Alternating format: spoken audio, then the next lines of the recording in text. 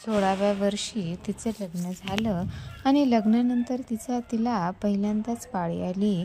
तेव्हा तिच्या सासूने आणि तिच्या नंदने तिच्यासोबत असं काही केलं की एका दुश्मनही करणार नाही. नक्की बघा मित्र आणि मैत्रिणींनो हा व्हिडिओ हृदयस्पर्शी कथा. रेवती आज स्वतःला फार कौतुकाने आरशात निहाळत होती. अर्थात कारण तसेच होते. आज तिचं लग्न होतं. दिसायला तशी ती बरीच होती. शेतात आईबापासोबत राबायची. उन्हाने राबलेल्या त्वचेची रंगाने सावळी पण उंचीला शोभेल अशी देहयष्टी. केस मात्र लांबसडक, कमरेच्या खाली येणारे. लहानपणापासून गरिबीत वाढलेले, त्यामुळे शिक्षण तिच्यापर्यंत पोहोचलंच नाही. तिला 4 लहान भावंडे होती. 16व्या वर्षी तिचं लग्न होत होतं. आपल्यापेक्षा परिस्थितीने बरे असणाऱ्या मुलाशी लग्न करायला ती चटकन तयार झाली. तो कारखान्यामध्ये काम करायचा. संसार करण्याचे स्वप्न तिच्या उरी होते. तिच्या आईच्या हाकेने तिची तंद्री भंगली. तिला बाहेर बोलावलं होतं. ती बाहेर गेली. मग सर्व विधी झाले. शेजारच्याच गावात तिचे सासर होते. बैलगाडीतून तिचा प्रवास सुरू झाला. सारा प्रवास गोड संसाराची स्वप्न बघण्यात आणि नवऱ्याकडे चोरून बघण्यातच झाला. बघता बघता बैलगाडी थांबली. दोघेही जोड्याने दरवाजात उभे राहिले. तिची सासू आणि बऱ्याच बायका यांची वाट पाहत होत्या. सासूने दोघांचेही औक्षण केले आणि तिचा गृहप्रवेश झाला. तिला संसाराची सुरुवात झाली होती. बघता बघता ती घरच्यांची मनं जिंकू लागली. लग्नानंतर काही दिवसात तिला पहिली पाळी आली. आईने तशी कल्पना दिलेली, परंतु बोलण्यात आणि प्रत्यक्ष अनुभवण्यात फार फरक असतो. तिला प्रचंड वेदना होत होत्या. तिला पाळी आली हे समजतात तिच्या सासूने तिचे कपडे बांधण्याचा आदेश दिला. कपडे बांधले जात होते, परंतु तिला काही समजत नव्हतं. शेवटी न राहून तिने प्रश्न केला, कपडे का बांधत आहेत? मला कुठे नेत आहात आणि का? यावर तिच्या नंदेने उत्तर दिलं, तुला पाळी आली आहे. आपल्याकडे बायकांना पाळी आल्यावर गावाबाहेरील रानातील झोपडीत 6 दिवसासाठी राहावं लागतं. तुझे कपड्यासोबत धान्य आणि काही भांडे देते. रानातील झोपडीपासून थोड्या दूर तलाव आहे, तेथूनच पाणी घेत जा. रानात प्राणी असतात म्हणून जरा सांभाळूनच. हे सर्व ऐकून रेवती सुन्न झाली. तिच्या डोळ्यात भीती दाटून आली. असं कसं राहायचं रानात एकटीने? ती जागा सुरक्षित असेल का? या वयामध्ये अनेक प्रश्न आणि तिच्या मनात कल्लोळ माजवला होता, परंतु तिला जाण्याशिवाय पर्याय नव्हता. ती त्या झोपडीत गेली. आजूबाजूचे जंगल पाहून तिच्या अंगावर सरकन काटा आला. जेवणाची इच्छा नसल्याने तशीच ती झोपली. दुसऱ्या दिवशी तलावाकडे पाणी भरायला गेली, परंतु पाणी पिण्यालायक वाटत नव्हतं. अशा परिस्थितीत दर महिन्याचे 6 दिवस काढावे लागणार या कल्पनेनेच तिचा जीव पिटवळून गेला. कसेबसे ते 6 दिवस विसवले. ती पुन्हा सासरी आली.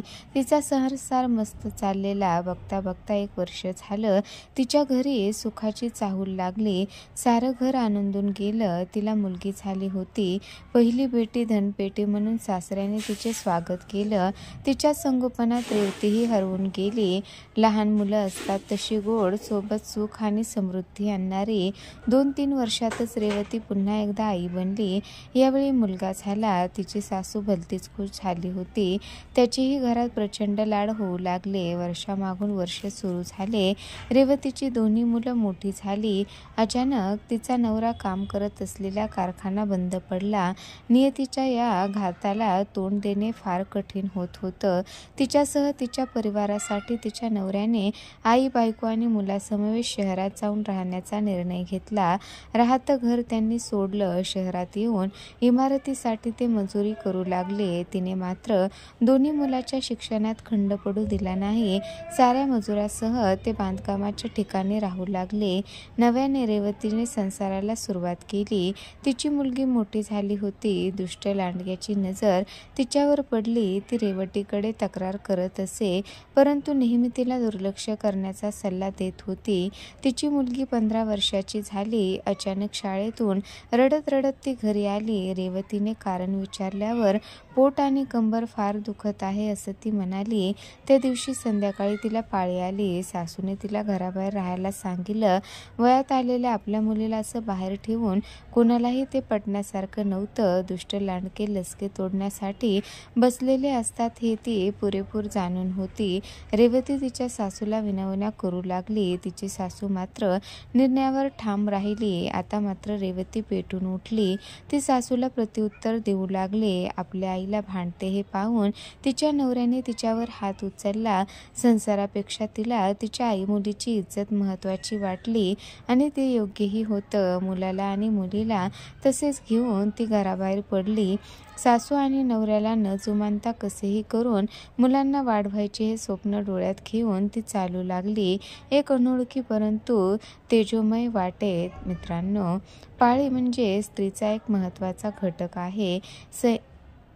सैनिक जसं देशासाठी रक्त सांडत असतील तरच स्त्रीचे रक्त हे त्यांना जन्म देते.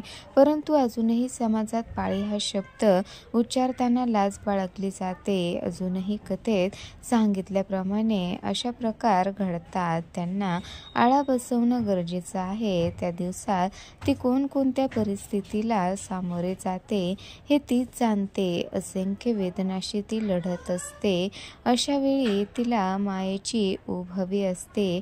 दोन प्रेमाचे शब्द तिच्या वेदनांना शमवायला पुरेसे असतात. तेव्हा जाणून पहा एकदा तिच्याही भावनांना.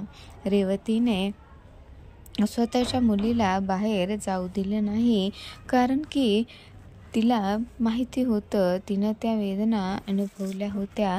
त्या दिवसात एका स्त्रीला आपुलकीची गरज असते. मायेचे दोन शब्दही पुरेसे असतात. मात्र त्या दिवसात तिला एकटं पाडून तिला तिच्या त्रासात जास्तच भर पाडल्या जाते. ह्या जुन्या चालीरीती बंद केल्या पाहिजे. आजही समाजात कुठे कुठे अशा प्रथा आहेतच. मुलींना पाळी आली की त्यांना घराबाहेर ठेवलं जातं. त्यांना कोणत्याही गोष्टीला हात लावलं दिला नाही जात. जेवणही त्यांचं वेगळंच असतं. त्यांनी वापरायचे कपडे, त्यांचे अंथरूण पांघरूण सगळं वेगळं दिलं जातं. असं का? देवाने स्त्रीला दिलेलं मोठं वरदान आहे. ज्या स्त्रीला ते वरदान नाही तिला पुढे मुलबाळही होऊ शकत नाही. त्यामुळे तिचं ते वरदान आहे त्याला पाप किंवा वाईट नजरेने का पाहिलं जातं? ते एक चांगलंच आहे. मित्रांनो, रेवतीने घेतलेला निर्णय योग्य आहे की अयोग्य हे कमेंटमध्ये नक्की कळवा. आणि तुम्हाला जर कथा आवडली असेल तर कथेला लाईक शेअर करायला विसरू नका. आणि अशाच अर्थपूर्ण कथा ऐकायच्या असतील तर आपल्या चॅनलला नक्की सबस्क्राईब करा. भेटूया पुढील एका कथेत.